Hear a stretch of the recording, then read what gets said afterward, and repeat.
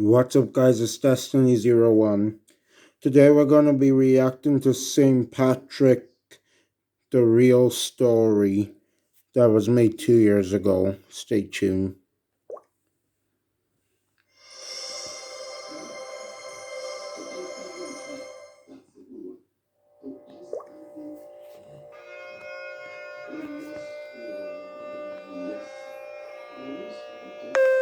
I was made a slave as a teenager, at an age when I could hardly speak, and before I knew what I should do and what I should avoid.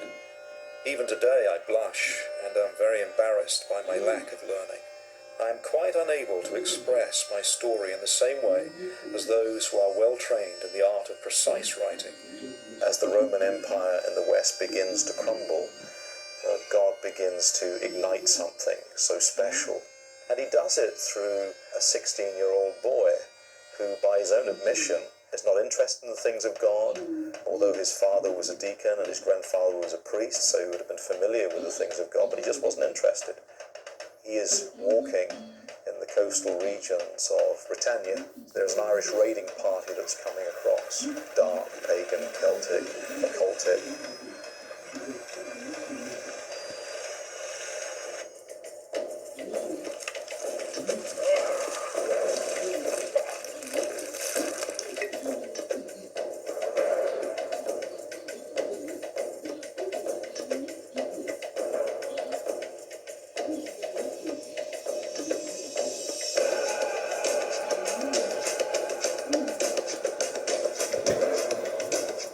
What would you do in a situation like that?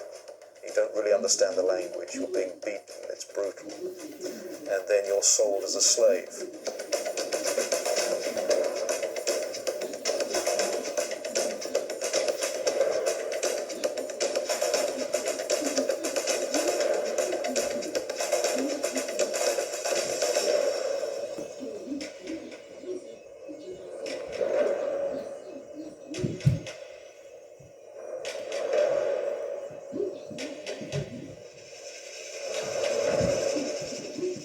But after I came to Ireland, every day I had to tend sheep.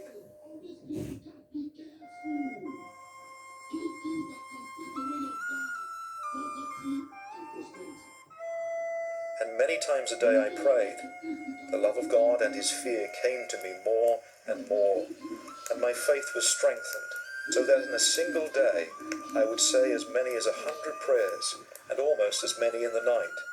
I used to get up for prayer before daylight, through snow, through frost, through rain, because the spirit within me was then fervent.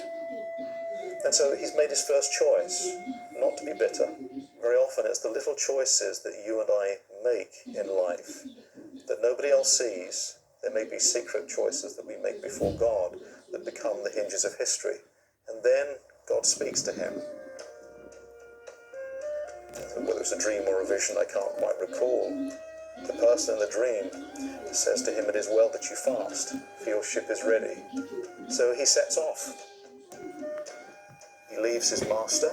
He makes a 200-mile journey. And he says, "I was not afraid." And at Wexford, he sees the boat. He recognizes the place from the vision.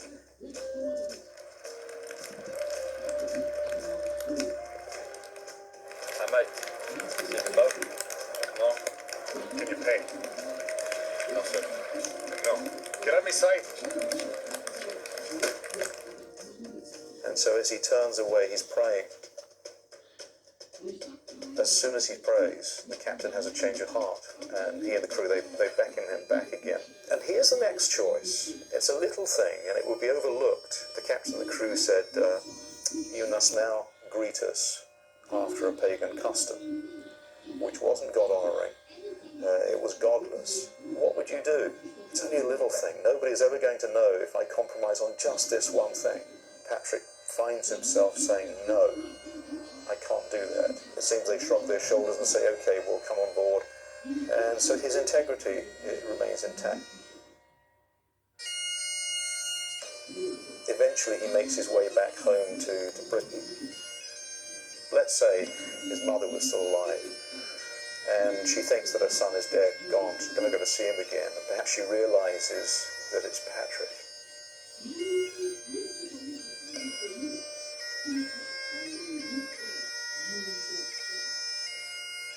What was God doing? He was preparing his man. 6 years of brutal slavery, working in him things that were well-pleasing, developing a friendship and intimacy. And so God is not about to waste that. I spent a few short years with my family in Britain. They welcomed me back as a son and begged that because of the hardships I had suffered, I should never leave them again. But it happened that there, one night, as if in a vision, I saw a man come from Ireland. His name was Victor, and it was as if he were bringing thousands of letters to me.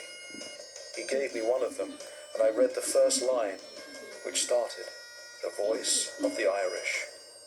As I started to read, it was as if I could hear the voices of the people who were living at the wood of Vauclod, which is near the Western Sea. These shouted out, as if in one voice, "We implore you, O holy boy, to come here and be with us." How's he going to tell his mother if she's still alive? Because he's going back and he might never see them again. And yet Patrick, in his courage, realizes that this is the only option available to him. There's a period probably of about maybe 20, 25 years before he actually goes back, because he undergoes training, some say in Gaul, some say Candida Casa, Ninian's place, which is now Whithorn.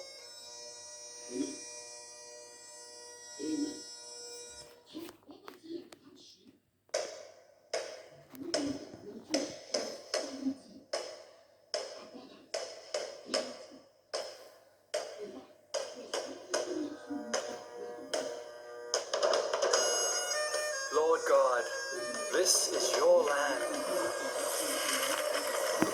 It belongs to you.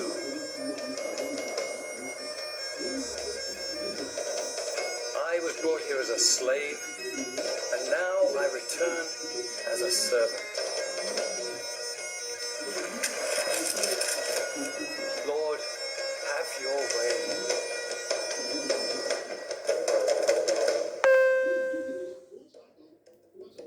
When Patrick arrives, there are pockets, small pockets of Christianity.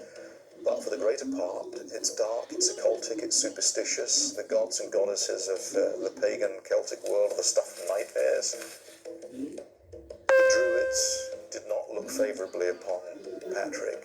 They saw him as a competitor, a usurper of their authority. And I'm convinced, and many people are convinced, that the only reason that the Irish turned to the one true God is because of the undeniable demonstration of the power of the miraculous, be it raisings from the dead, healing, signs and wonders accompanying the miracles.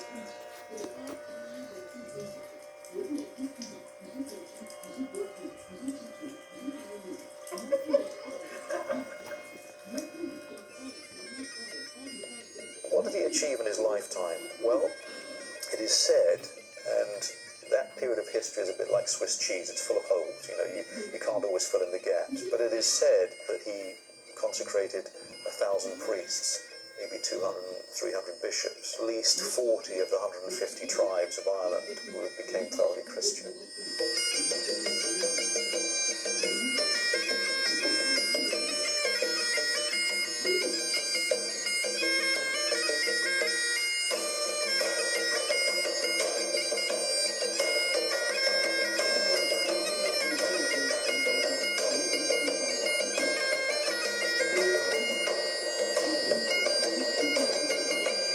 Foundation that his spiritual sons and daughters then began to build on when the Roman Empire in the West was plunging into the abyss of the Dark Ages and just collapsing, that God was allowing his light and his glory to begin to rise in Ireland, and he does it through a young 16-year-old boy who constantly makes choices in obscurity. He lays such a foundation in Ireland that actually Ireland becomes the engine that drives Christianity.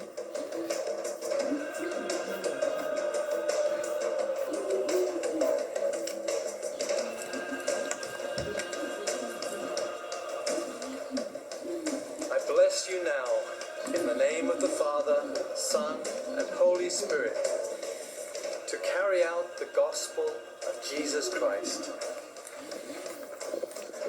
rod and his staff will be with you and will protect you. And as one commentator said, that the Celtic missionaries in the golden age of Celtic Christianity swarmed like bees across the European continent.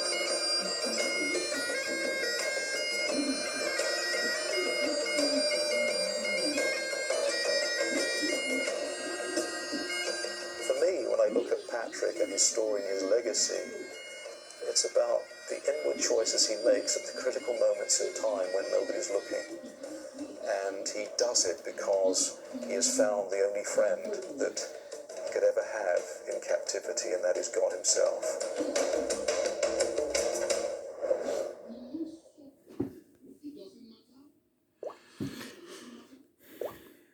Guys, thanks so much for watching St. Patrick, the real story on my channel.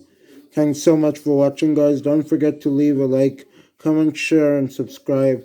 Turn on these notifications, and it's coming. Even though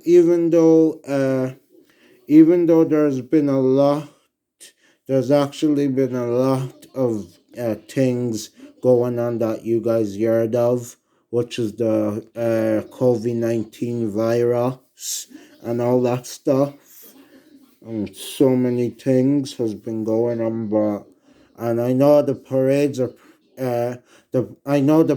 are cancelled and stuff, but uh you guys could like watch this video and learn about the real of St. Patrick's. But anyway, so yeah, that's it basically. But anyway, thanks so much for watching. Comment down below what you think about this video, and comment down below if you have listened to the real story of St. Patrick. And if this video gets up to 10,000 likes, then I'll do another video which says the history of St. Patrick's. I should be doing that tomorrow. I think it's another story. So that will be part 2 tomorrow, hopefully. I'll be doing another story, hopefully. Or if this video gets up to 10,000 likes, then I'll be reacting to an Irish St. Patrick's Day song. Again, thank you so much for watching. Don't forget to leave a like, comment, share, and subscribe. Turn on these notifications so every time I make a video, you guys will be able to see it. And thanks so much for watching once again. And Destiny 04 out. Bye. Take care.